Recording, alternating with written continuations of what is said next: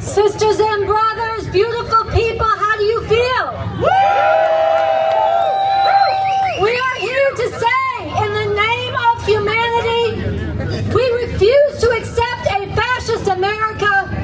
The fascist Trump regime must go now.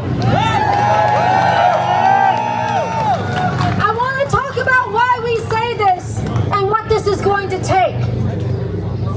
So just a couple days ago, after U.S. Senator Alex Padilla was forcefully grabbed by men in uniform, after he was dragged out of a public press conference, after he was forced to the ground and put in cuffs like a dangerous criminal,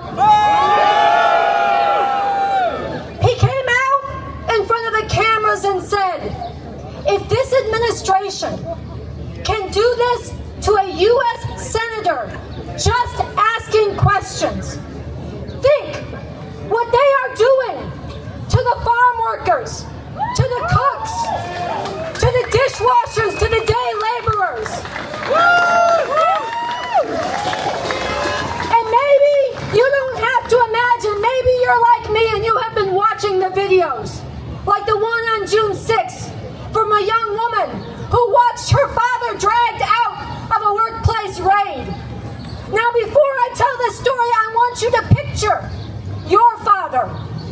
Picture your father being dragged out in front of you as the words choke out of your voice between sobs and you say, "Te quiero, papa, te quiero. I love you very much. Dad, I love you," like this young woman said. And I want you to picture your father as he's being dragged away by men in uniform, as his whole world is about to change, mustering the strength and the love to keep his head high and to gesture again and again comfort and love to his daughter, to you. Memory. Yeah. And as the vans on the unmarked, as the doors on the unmarked van close on this young girl's father, on your father, I want you to picture him blowing one last kiss. Later, when this young woman posted this video, she said that not only was her father taken, but two uncles as well. And she posted to her father, "I wish I had hugged you just a little bit tighter that morning." And I want you to think not just of that young woman, but of the millions and millions right now who are fearful.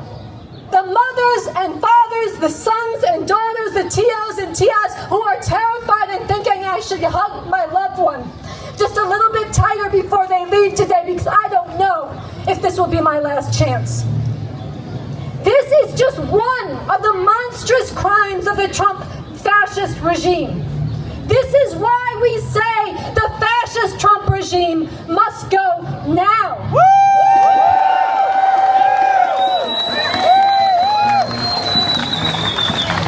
But that is not all. Let's go back to the press conference with Kristi Noem. What was she saying? I want to quote to you something she said. She said, "We are not going away. We are staying here to liberate this city from the socialists and the burdensome leadership of this governor and this mayor." No occupation! This is the regime telling you that what their real mission in Los Angeles is.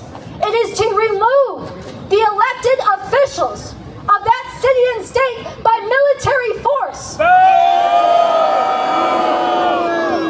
They are openly saying it. That is a coup. That is a coup. And it is consistent with Donald Trump inciting and then pardoning the insurrectionists of January 6th. This fascist Trump regime feels that anybody else is illegitimate. No one else deserves to be in power by merit of not being part of their fascist crew. Think about what Donald Trump said about why he said Governor Gavin Newsom should be arrested. Trump did not claim that Newsom broke a law. He literally said Newsom should be arrested simply for running for governor. Donald Trump. This is right out of Hitler's playbook. Arresting and silencing all opposition. Starting with targeted disappearances and then expanding it en masse. Purging the military leadership of anyone who would stand up to the fascist dictator, which is what Hitler did and what Trump has done now.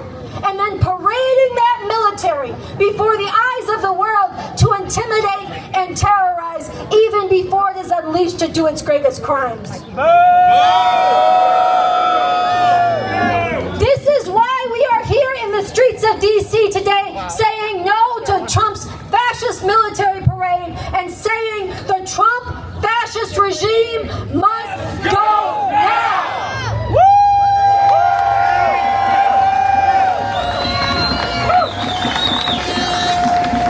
My name is Sunsara Taylor, and as Sam said, I am one of the co-initiators of Refuse Fascism, together with others back in 2016. We recognized then that Trump MAGA is a fascist movement determined to impose fascism in this country. Fascism, we were right, fascism is not a curse word. It is a qualitatively different form of rule. No rights, no dissent, just brute terroristic force in the service of a program of open and aggressive white supremacy, vicious and cruel hatred of women and LGBT people, and genocidal xenophobic America Firstism. And the lesson of history is that fascism must be defeated before it is consolidated, before it becomes too late.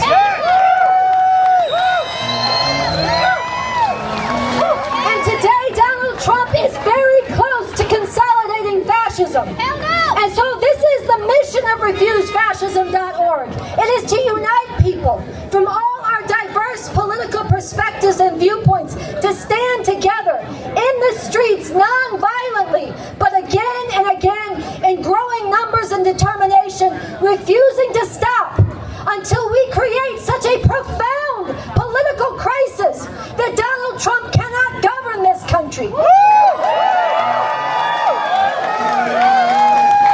Cannot impose his fascist terror and cannot even hold on to power.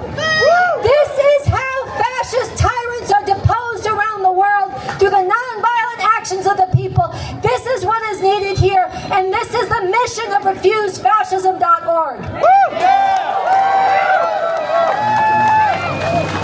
So I call on everybody here. Join Refuse Fascism. Bring your unique perspective, your skills, your passion, your networks, your resources, your determination, your courage, and your commitment to the future into this fight.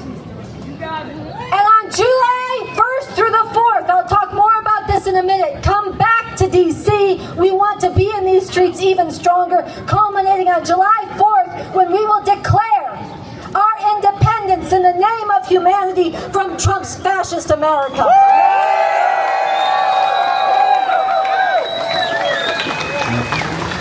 Now, I personally come to this fight as a proud follower of the revolutionary leader Bob Avakian. He is the architect of a whole new framework of human emancipation called the New Communism. And I say this openly because some people go around and they say that should scare you. And they say that me and others from this perspective have a hidden agenda. But I want to put it straight up. There's nothing hidden. I have become convinced that to get to a world where all of humanity can live in peace, where everybody has their needs met for food, clothing, shelter, but also a rich intellectual and cultural life and community. To get to that world, I've become convinced we need a revolution. Guided by the new communism that Bob Avakian has forged. And let me say this, you don't have to agree with that to be in this movement. You don't even have to dig into that, although I would suggest that you do. But if you're going to form an opinion, I call on everybody to have the integrity to find out about Bob Avakian and myself in this revolution by engaging his works directly, not by listening to snark and rumor and anti-communist red-baiting divide and conquer. Have the integrity. And you can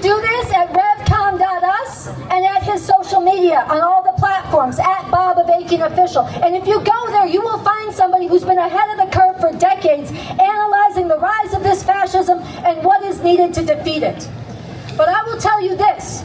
It is from this perspective that I am 100% determined, sincere, and committed in standing with people from very diverse perspectives, uniting all who can be united to defeat this fascism.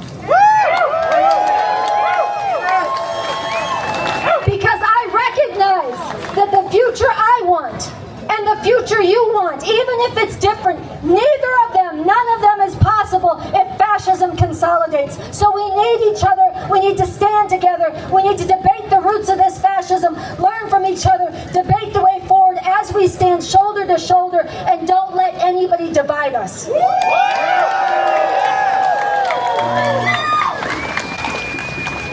I want to give a shout out to the millions and millions of people across this country who have been standing up to Trump's crimes, who've been speaking out, who've been protesting, and to the millions that we expect in the streets today in the No Kings protests in over 1,000 cities across this country.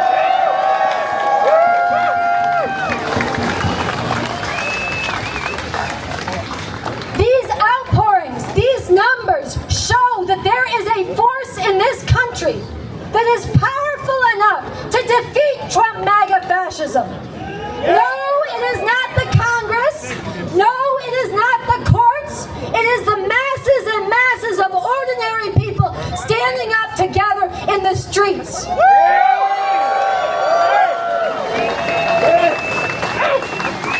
But here is something extremely crucial. Up until now, as righteous as it is, as important as it is, this mass protest, this mass resistance has largely been oriented towards opposing Trump's crimes, towards stopping this or that element of it, towards slowing him down. But I want you to understand, and we need to help others understand, that unless and until this fascism is defeated, unless and until this regime is removed from power, it will barrel over even the most powerful and righteous opposition, and it will move to consolidate. And that could come sooner than you think. So while it is righteous and necessary to stand up for trans lives, it is, but it's not enough. It is righteous and necessary for universities and law firms to defy Trump, but it is not enough. It is righteous and necessary to defend the students who have put it on the line for Gaza, but it is not enough. And it is righteous. It is righteous and it is necessary that people are standing up across this country, and especially courageously in Los Angeles, against the terror of ICE.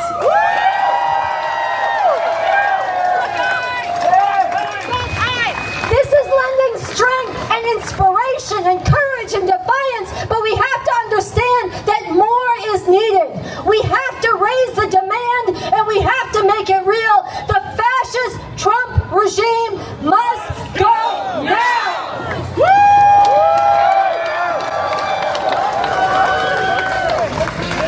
So here, I want to speak directly to the fact that there should have been.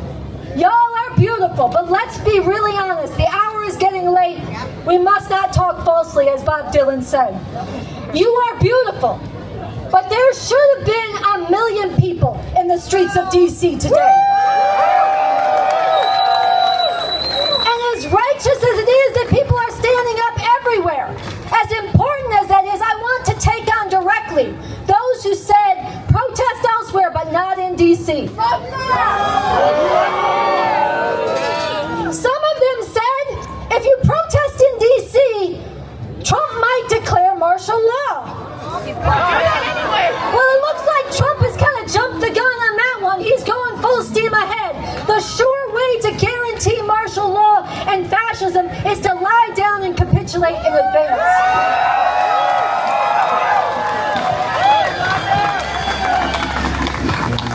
Some people said, don't protest in D.C., do it across the country, because we have to have a groundswell across the country to get ready for 2026, 2028, when we can take back the Senate and the House and then the presidency.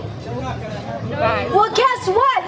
That is too fucking late.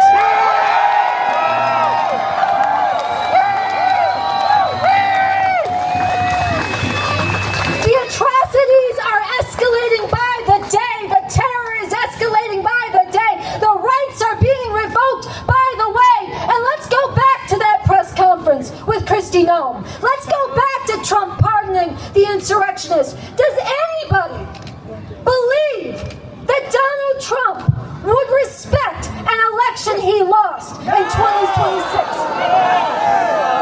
Whatever is in your pipe that you are smoking, if you think that way, put it down, give it up, wake up and face reality. We have to join this fight now.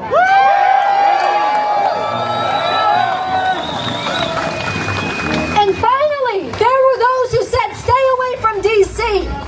Because if you're in D.C. with the military parade, if you're in D.C. where Donald Trump said you'll face a very big force, somebody might get hurt. Well, right now, people are getting hurt. Right now, there is a world of hurt, and just because it's not happening to you does not mean it is not happening.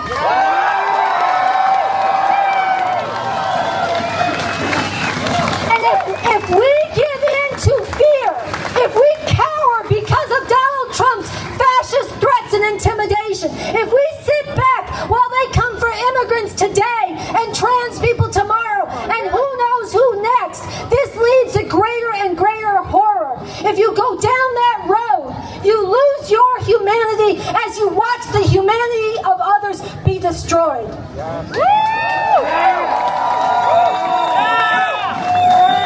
So I want to ask you, by a show of hands, how many of you, be honest, were a little bit scared to come out in D.C. today? How many of you had somebody tell you maybe you shouldn't go, you might get hurt? Put your hands up, look around.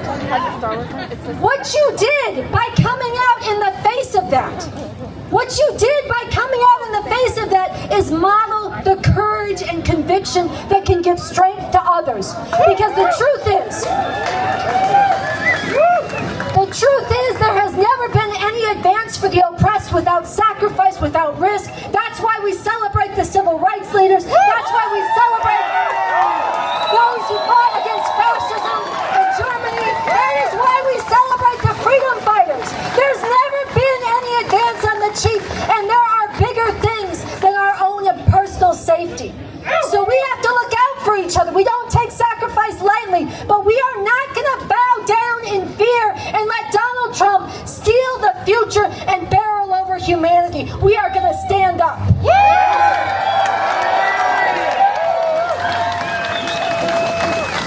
So I want to close by again calling on everyone here to join this movement. If you're part of a group already, then partner with refusefascism.org. We need all our voices. We need to stay in these streets, and in particular, every day stand up and come back here, July 1st through the 4th. We want a massive convergence. Get on the bus, get on the plane, carpool, drive here. Every day we'll stand up, and this July 4th, in front of the eyes of the world, July 4th, in front of the White House, be part of issuing the biggest chant ever. The Trump fascist regime must go now. By doing this, we will be taking this movement forward, building the strength and the struggle to carry this all the way to unseating the regime. So I ask you to put your fist in the air with me. We're going to close out together. In the name of humanity. In the name of humanity. In the name of humanity. In the name of humanity.